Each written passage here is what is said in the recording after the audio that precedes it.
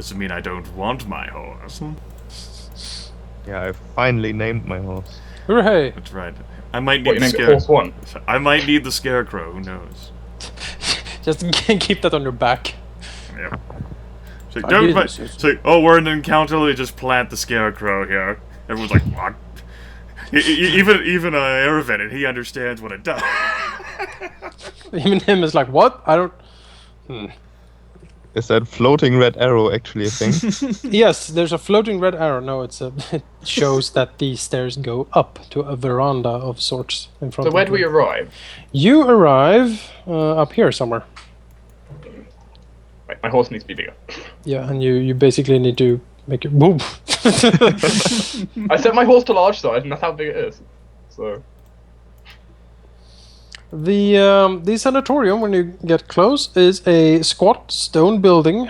It seems to have 3 floors under a stout stone-flagged roof, and it is built in the lee of the limestone escarpment known as the Ashen Rise.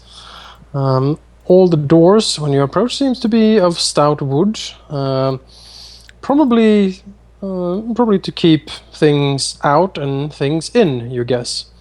The facade of the building is of white stone, who seems to be quite polished to a shine, and the whole place gives sort of an air of cleanliness, so to speak. It seems the floors and the walls and everything you can see from outside are scrubbed and sort of maintained quite regularly. Actually, you're pretty sure that the white paint on the stones is quite fresh. Actually, it has narrow windows, no more than a few inches wide, enough to allow for air circulation, but too small to allow access into the building itself. Approaching the veranda in front, you see a small sort of rope hanging from the wall here, and a small sign that says "Ring for Service." Arenoss will use his passive perception to see if there's anything unusual. While just walking up here, just check the walls basically, not paying that much attention. He doesn't really notice anything unusual. Alvyn will use his active perception. Is he a dragon? No. Meanwhile, I forgot to mute my microphone. Saloro will actually plant the scarecrow here and give a condition, which I have provided to the GM. Right. I'll even plant a token. Who should be my scarecrow? You know what, Sevalad Servene, you didn't get to be my disc. You'll make a good scarecrow. The scarecrow looks mildly disappointed at things. How does the scarecrow with a face look mildly disappointed? He looks mildly disappointed. The magical scarecrow, do not argue. Exactly. The power of magic makes a scarecrow look like that. Alright. No, so how could he not be disappointed? How far is the range of that? How... So yeah, I ended up whispering that to you as well. In the same yes, condition thing, yeah. Yep. See it now? Yeah. And he'll just place that right by the horses, and it's actually a range enough that I could cover the squares of the stairs. Oh, there we go. Fuck the scarecrow, we're out. Counter complete with anything. Scarecrow did not appreciate that. Oh! The scarecrow kicked us. That's... You all got kicked? Everyone? Okay, I'm back on that. Really, Oh, I see. yeah. I see. You changed it, the format from 5, 10, Yes, 22, I did. 1, 3, Yeah. 5, 6. I guess that freezes up. It shouldn't kick you. It sort of So No, freezes up. it kicks us off the map. It kicks us off the map and puts us back okay. in Chapter 2. We had to cycle back here. Alright, sorry about that. It's fine. Oh, you guys are back? Oh, okay. Yeah, we went ahead and went select map on top, right? Alright. Arenoss will just look back at everyone and see if we should ring the doorbell. Saloro shrugs and says, well, which one of you has the letter of introduction from the sheriff? That would be Erevan. Yeah, Erevan reaches into his cloak and pulls out the letter. You'll want to have that readied, I assume.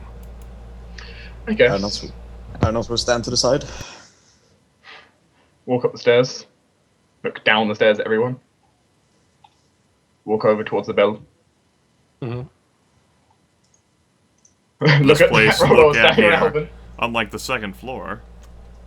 Ring the bell. Oh, this is like a patio of some kind, DM? Yeah. Okay. Yes. It's Any a sort of, like, veranda. I don't know if rocking that is the thing. word actually in Yeah, English. it's but- fine. It's like any sort of like knickknacks, rocking chairs, game pieces. Looking about, set. there seems to be basically a set of chairs, basically here and here, sort of overlooking the valley, sort of expanding before the sanatorium. There is a small table between them with some sort of game pieces upon them. Perhaps the D&D version of chess, whatever that might be. I'll play Saloro a game if you want. Well, according to Manikai, it's chess. All right, there we go. It's chess. And yeah. Replace the bishops with clerics. Exactly. All right, Erevan rings the bell. Is it loud? All right, a sort of bellish sound, how that sounds. Is that even an adjective? A bellish? I don't think so. I just made it up anyway. You could have it be like a silvery sound. There we go. Thank you. See, I'm not a native speaker, so I don't have that kind of flowery language. You see, again, like, well, you guys have bellish you've diversified your mental prowess through learning other languages. I just have mastery in one. I'm not a bard. I concentrated my skill points into one particular topic. Excellent. Yes, the bell rings out, and there's a few minutes where nothing seems to happen, but then Erevan can see someone moving sort of at the other side of the small window in front of him. And the door opens up next to the veranda, and a man stands before you. Yes, he looks out. Greetings. We have come from Sandpoint. I brandish the letter. He nods, I see. And which one of you needs to be committed? And he sort of looks over the party. None of us need to be committed. Oh, he looks profoundly disappointed. We're here on behalf of the sheriff to help further the investigation. There is a man here, a Grace Sevilla. There has been another series of murders similar to the ones in which the man was found. The sheriff thinks that he could hold some information, perhaps. Oh, I see. Habe takes the document and cracks it open and reads through the letter and nods to himself. I see. Well, would it be for me to hinder the good sheriff in his work? Very well. You may step inside, but do keep in mind that this is a place of respite, and as such, you would need to keep your voices down and try to, well, sort of looks over you, behave yourselves. Several of my patients can be quite a handful if agitated, so please. Could I make an insight check to see if he has any ulterior motives, or if he is nervous or whatever? Certainly could. I was about to do the same. If I can find it. Jesus! That's a lot of insight. Wow. A natural 20 insight. Ah! I'll just rely on my passive skills, for that is why I have skills, so that I don't have to worry about using them. I only have 12, so I'm gonna roll. Observing Aaron Hay when he opened the door, Arenoss was quite sure that the man seemed quite nervous when he actually opened the door.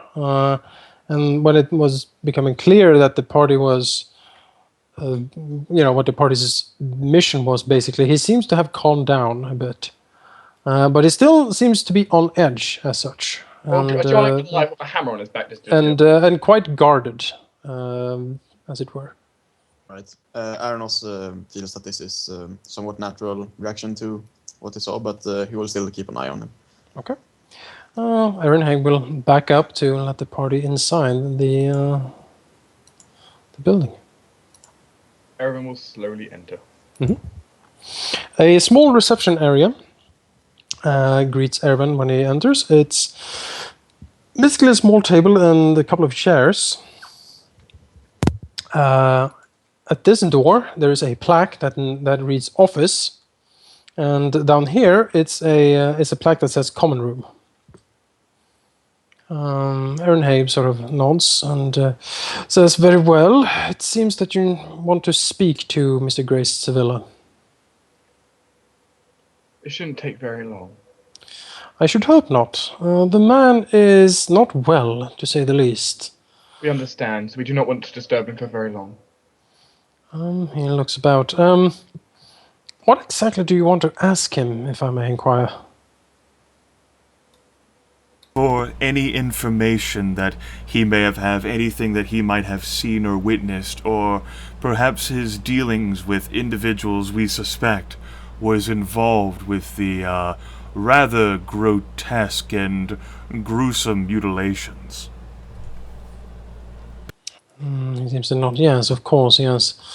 Very well. It is highly unusual and irregular to allow anyone to visit a patient at this stage, but it seems to me that the need is pressing.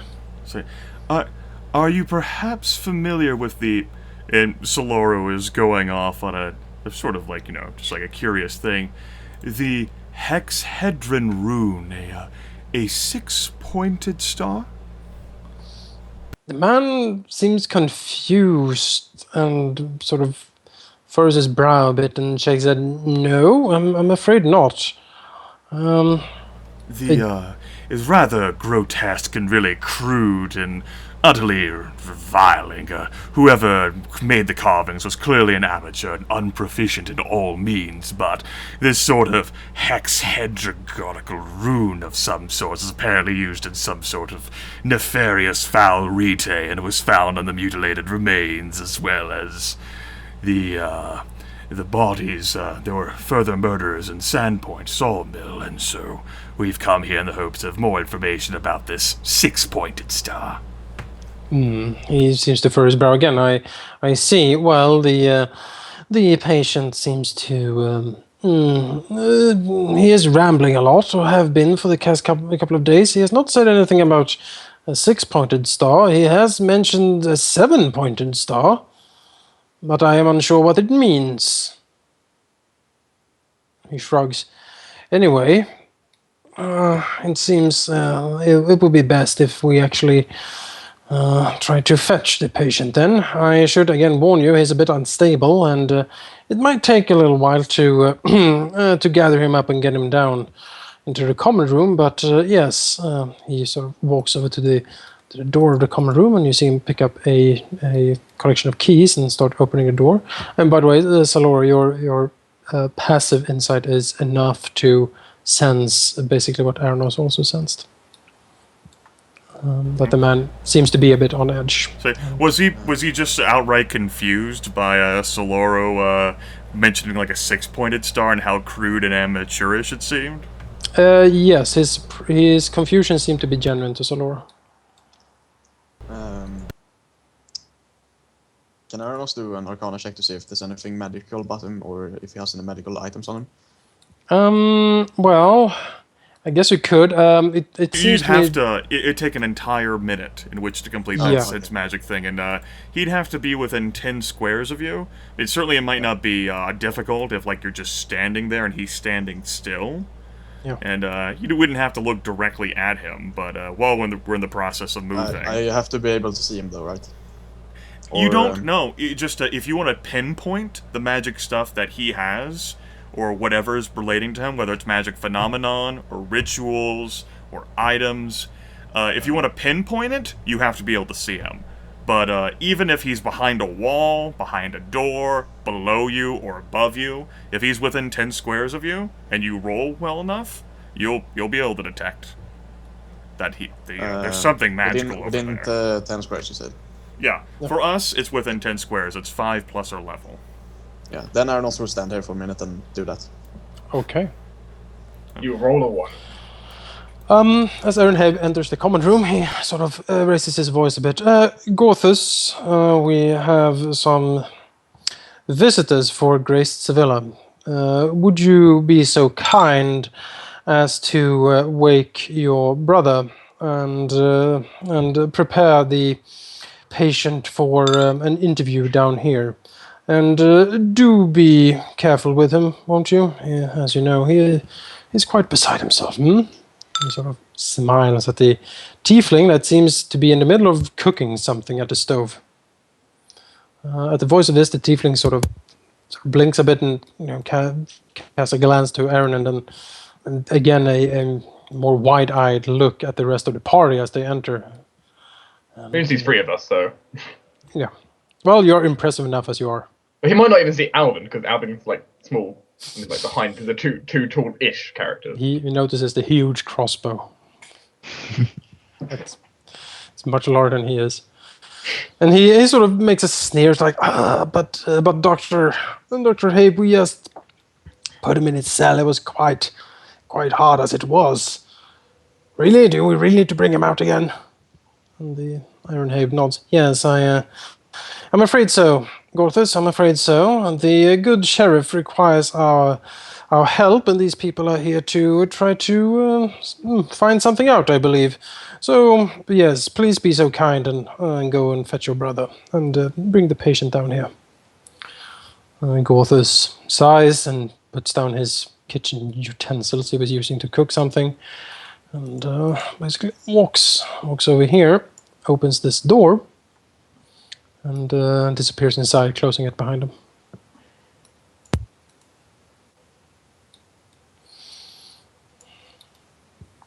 Now then, the good doctor sort of moves about a bit and sets himself here. Well, please sit down and wait while the patient is being brought here.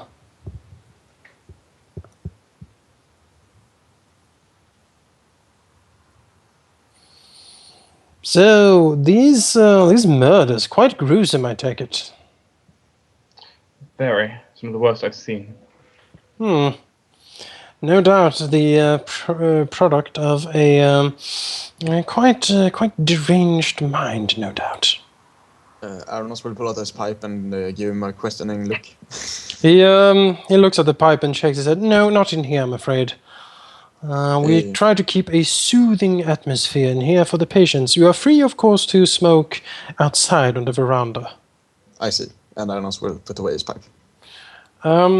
When you detect magic, do you cast like a general net, or do you focus on one person? Like, so the whole like the detect magic thing is more like a general net. You can detect magic within a number of squares equal to 5 plus your level in every direction, and you can ignore any sources of magical energy you're already aware of. Ignore all barriers. You can detect magic through walls, doors, and such. So it's like, rather than like in 3.5 where it's like a cone, it's like a giant aura extending in 10 squares all around you.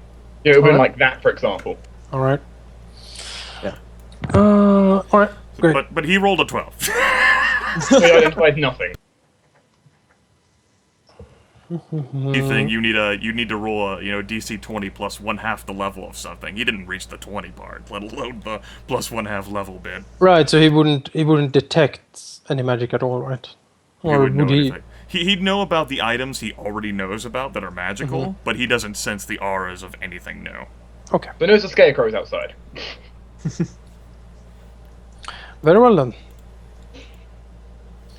Aaron Habe looks about. Yes, a deranged mind, no doubt. To study such a mind would be quite fascinating. Are any of you of a scholarly bent? And he sort of looks. At least not I, of the type where I study people. I study reagents and runes instead. Ah, I see. Well, the mind is fascinating. It is a labyrinth of thoughts and feelings, and it's quite mesmerizing and stimulating to try to study. He nods to himself.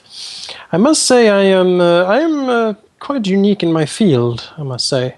The study of the mind is something not really practice these days, but I think it's a huge oversight. Many of the illnesses many of our fellow man is suffering from, I believe, can be traced back to a sick mind. And he smiles.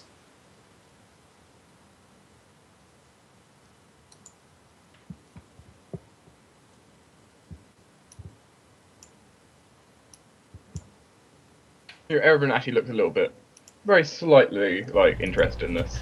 Saloro nods politely, for it is part of his birthright, being an immortal servitor from the astral sea, to be polite and refined.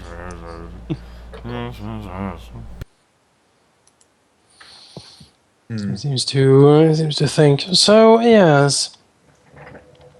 I don't suppose you would be able to describe some of these murders to me. I've only heard the rumors from the sheriff and, well, what you mentioned now, but it seems quite fascinating.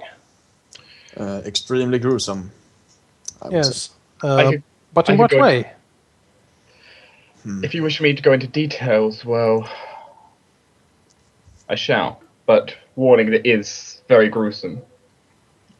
He nods. Yes, I would be quite happy actually. And don't worry, my scholarly interest is quite impervious, I should think, to any gruesome details. Okay then. Still perfect recall on him. Yep. Arenoss would also. If Jonas wants an intelligence check, I'll perfect recall him.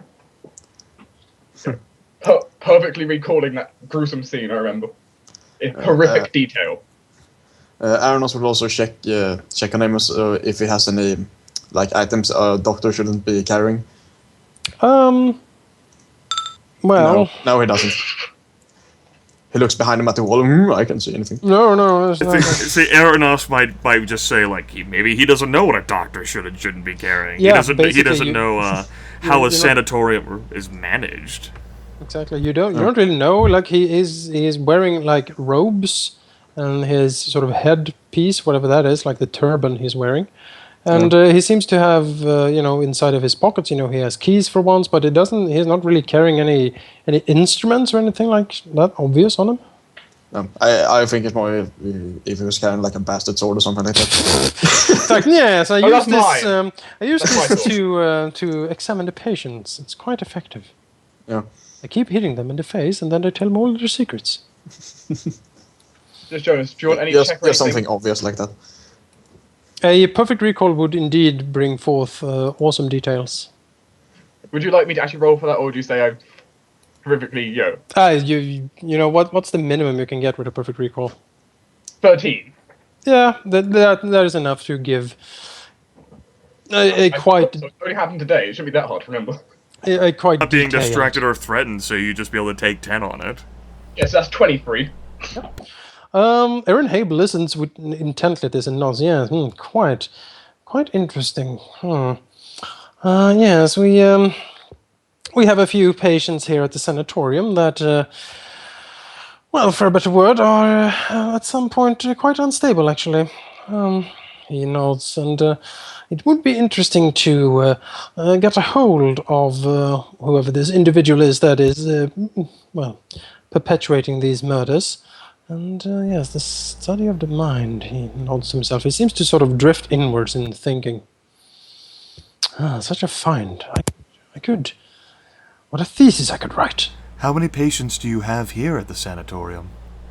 He sort of started from his reverie. Not quite as many as I used to have, sadly. Currently, we have 4 patients here at the sanatorium, including your Grace Sevilla. One of them is Old Wald, a man who, he is probably the oldest patient we have. We're not quite sure of his age, but a decent amount above 90, that is for sure. He's quite, sort of looks for the word, senile, as it were. He believes he is many different people each day. He reverts to different personalities depending on, whatever mood strikes him. I think today he informed me that he was the admiral and awaited his fleet. And he shrugs. He's an interesting case to study. He really adopts different personalities.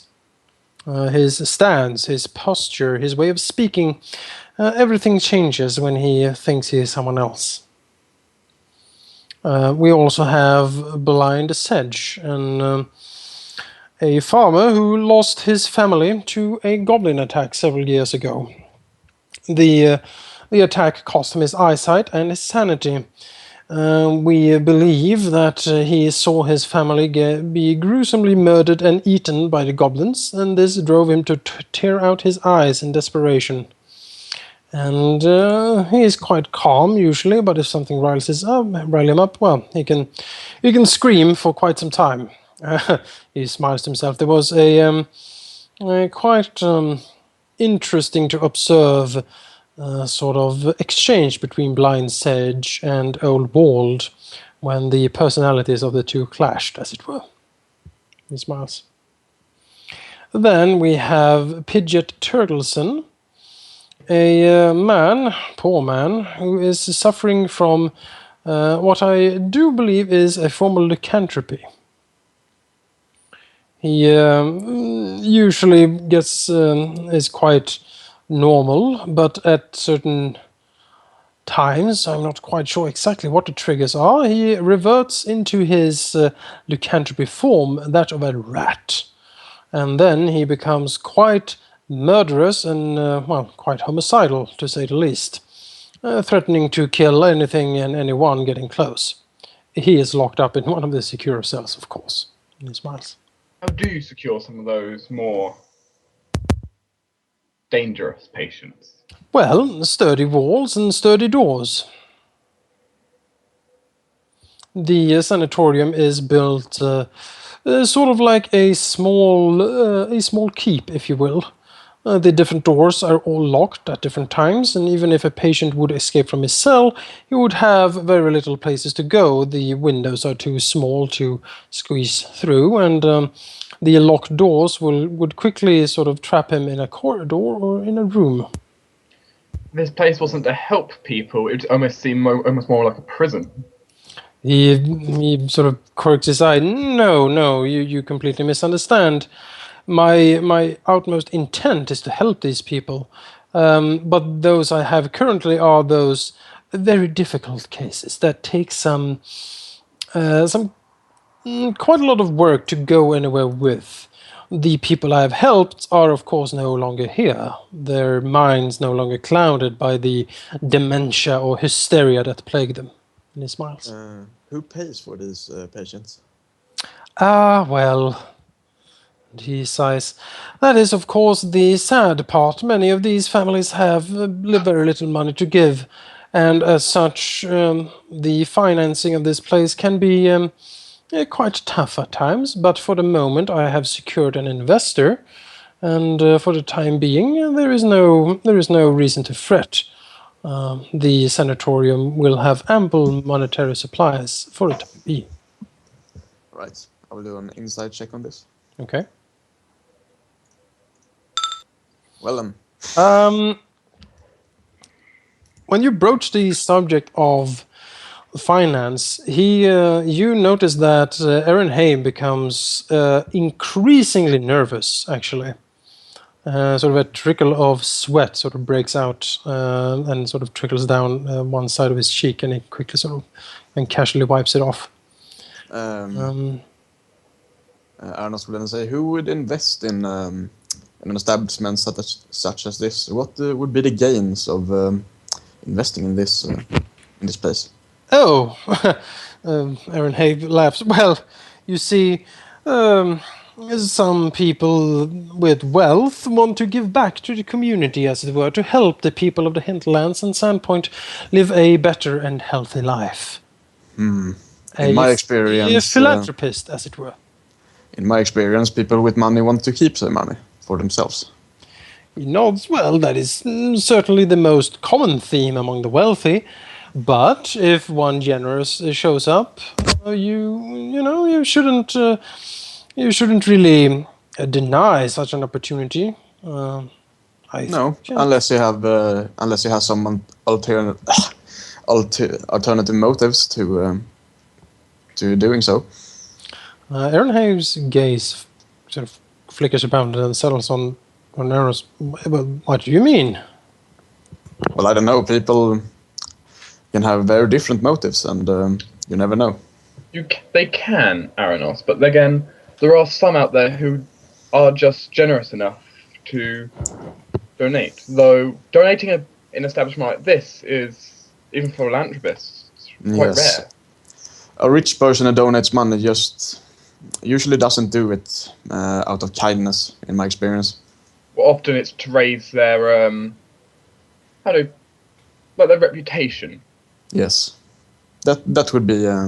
Saloro perhaps there's a family or a friend or a loved one here. Who are we to presume whatever someone who wishes to... What do we care about the situation's finances? All we're here for is a matter of a standpoint. Laura brings up a good point. No reason to pry. Arenoss will just lean back in his chair and say nothing. At this, the door opens up, and you see the good Gorthus and another tiefling approach with a man sort of between them. The man seems to be quite fevered, actually, and he is sort of bound, as far as you can see, in some sort of straitjacket.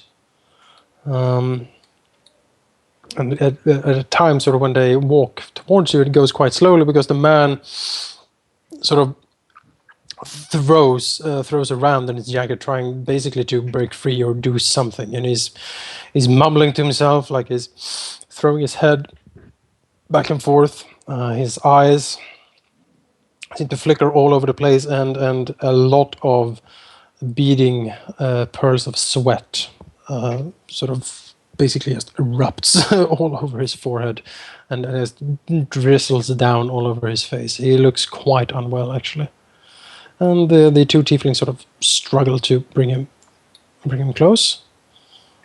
And basically they set him down at the edge of the table. I'm gonna have and Gurnak basically looks at Roldar, sort of, would you kindly, thank you.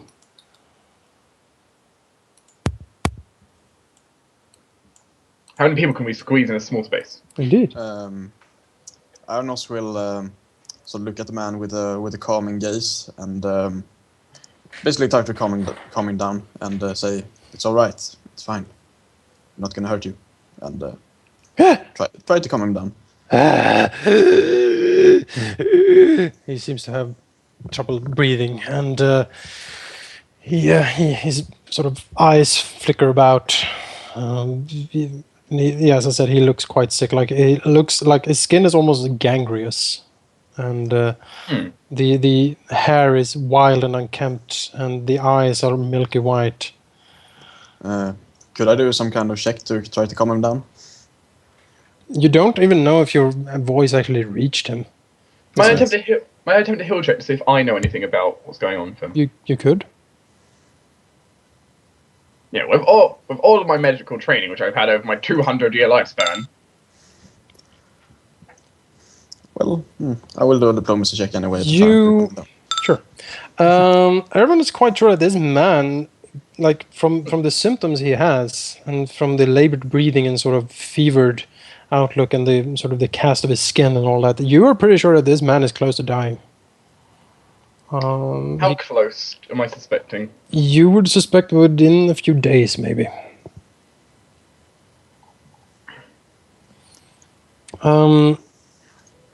As Arenoss tried to sort of soothe the man down, he seems to calm down somewhat and sort of sit down in the chair at the end of the table and sort of cast his fevered milky white gaze around. And he said, "What?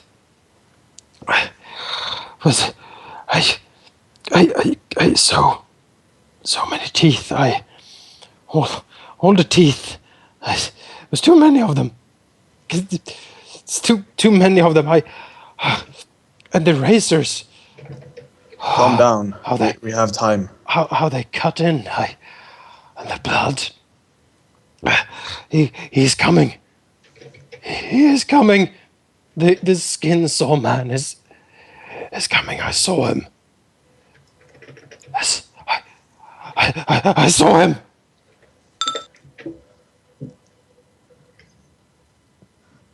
Does Erevan actually say that he's close to dying, or does he keep them Nope, to I don't. himself? I'm not gonna say it right next to him. All right. You can't Arenoss will understand try. what I'm saying, you know. Arenoss again will try to calm him down and say, "Calm down. Tell me slowly what happened. What did you see?" I saw him. The skin saw man with the teeth and the razor. How he worked, he made me watch. How he worked. Where did you see him? I was going there to protect them. Yes, that was the plan. But it all happened so fast. They just came out of darkness. And the eyes, the teeth, too many teeth. And he looks wildly about. Arenoss will put a hand on his shoulder and just say, "It wasn't your fault. There was nothing you could do." And just When Arenoss reaches out to try to touch him, Gorthus will actually snap his hand and say, "Don't touch the patient." I would be trying to calm him down, but okay, I won't.